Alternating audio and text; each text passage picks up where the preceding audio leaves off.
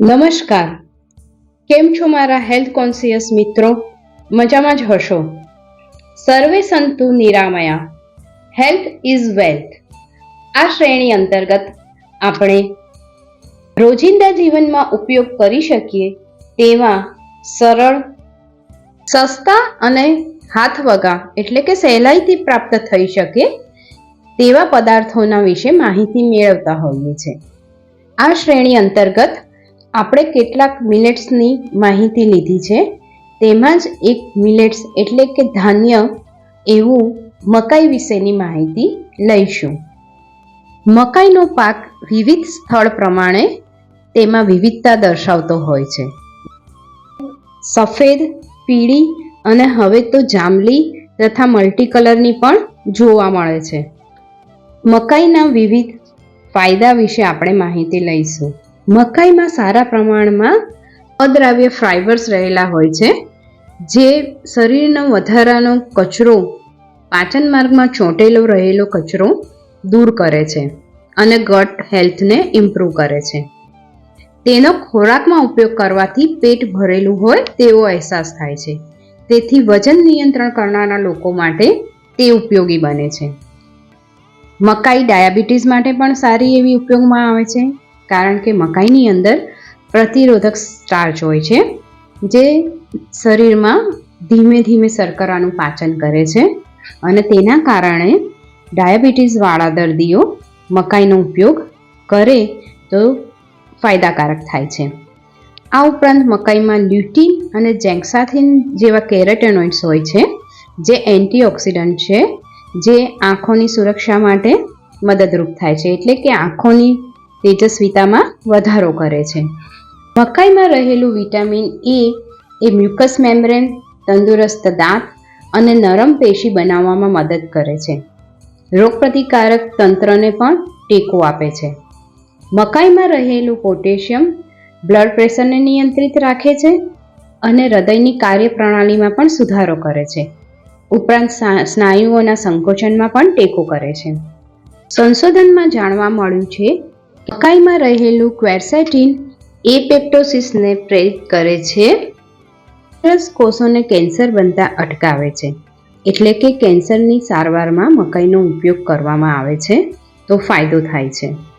આ ઉપરાંત મકાઈ, ખાસ કરીને જાંબલી રંગની મકાઈ, ઉંમર જેવી યાદશક્તિને સંબંધિત બીમારીઓ સામે રક્ષણ આપે છે. આમ મકાઈ પાચન શક્તિમાં સુધારો કરે છે, ડાયાબિટીસના સામે રક્ષણ આપે છે, વજન નિયંત્રણ કરવામાં પણ ઉપયોગી થાય છે. છતાં અતિ સર્વત્ર વર્જ્યની જેમ મકાઈમાંથી ઘણા વ્યક્તિઓને એલર્જી થતી હોવાનું જાણવા મળ્યું છે. જેમ કે એનાથી શરીરમાં સોજો આવતો હોય છે, શરીર ઉપર ઢીંચા જેવી થતા હોય છે. આવા વ્યક્તિઓએ મકાઈનો ઉપયોગ ડૉક્ટર અથવા વૈદ્યની સલાહ મુજબ લેવો જરૂરી છે. મકાઈમાંથી ઘણી બધી આડપેદાશો પ્રાપ્ત થતી હોય છે, જેમ કે મકાઈનું તેલ, મકાઈના પૌવા, મકાઈમાંથી બનતી ધાણી. આમ મકાઈમાંથી મળતી આડપેદાશોને પૂરતી માહિતી લઈને પછી જ ઉપયોગમાં લેવી જરૂરી છે. આ શ્રેણી દ્વારા આપણે નિરોગી, લાંબુ અને તંદુરસ્ત જીવન પ્રાપ્ત કરી શકીએ તેના માટે સતત પ્રયત્નશીલ રહેતા હોઈએ છીએ. અને આપણું આયુર્વેદ એક એવો સ્ત્રોત છે કે જેના દ્વારા આપણે ખૂબ જ સરળતાથી લાંબુ, નિરોગી અને તંદુરસ્ત જીવન પ્રાપ્ત કરી શકીએ. આયુર્વેદના કેટલાક નાના નાના અંશો દ્વારા અમે મદદરૂપ થવાનો પ્રયત્ન કરીએ છીએ. થોડી ફળો વિશેની માહિતી જાણીએ. ફળો ખાવા એ આજની ભોજન પદ્ધતિનું અનિવાર્ય અંગ બન્યું છે. ફળોને તરત એનર્જી, શક્તિ આપનાર, જલ્દી પાચન થનાર અને વિટામિન મિનરલનો ભંડાર માનવામાં આવે છે. સામાન્ય રીતે ફળો જમ્યા પછી ખાવામાં આવે છે. તે ઉપરાંત સલાડ, કસ્ટર્ડ, પુડિંગ કે જ્યુસ એમ અનેકવિધ રીતે ફળોના ઉપયોગ કરવામાં આવે છે. ક્યારેક વળી આમ્રકલ્પ કે દ્રાક્ષકલ્પ કરી કેરી અને દ્રાક્ષ ખાઈ શરીર શુદ્ધિના પ્રયોગોમાં ફળોનો વ્યાપક ઉપયોગ થાય છે. શું આયુર્વેદ પ્રમાણે ફળ ખાવા યોગ્ય છે? તે કયા સમયે ખાવા જોઈએ? તેની સાથે અન્ય કોઈ ચીજ ખાઈ શકાય કે કેમ? આવા પ્રશ્નો થવા સ્વાભાવિક છે. આયુર્વેદ પ્રમાણે ફળોને જમ્યા પહેલા ખાવા જોઈએ. જમ્યા પછી તરત ખાવાની સ્પષ્ટ મનાઈ છે.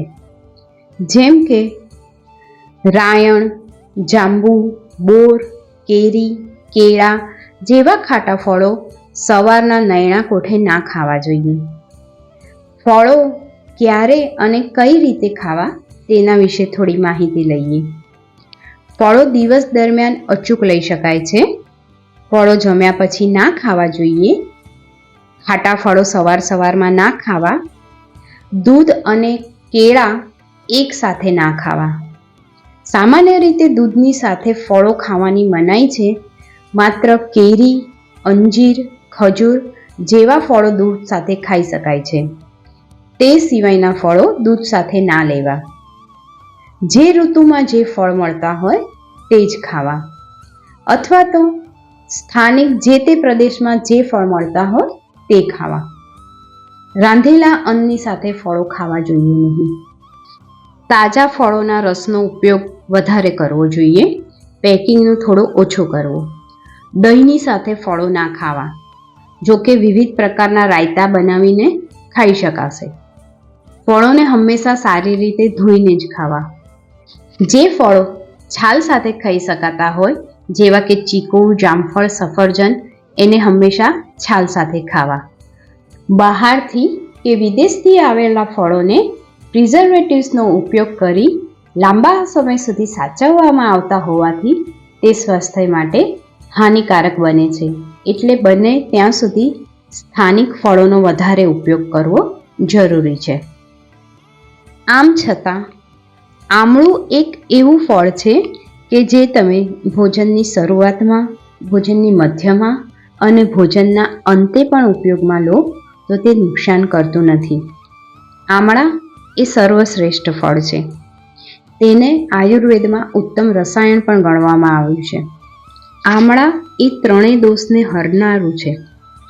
12 માસ ફળ તરીકે ન મળે એ સ્વાભાવિક છે, પરંતુ આમળાના વિકલ્પ રૂપે તેને ચૂર્ણ તરીકે, ચટણી તરીકે, અવલેહ બનાવીને, ચ્યવનપ્રાશ બનાવીને એમ વિવિધ સ્વરૂપે તમે 12 માસ એને ઉપયોગમાં લઈ શકો છો. Thank you very much for listening. Have a great day. અસ્તુ.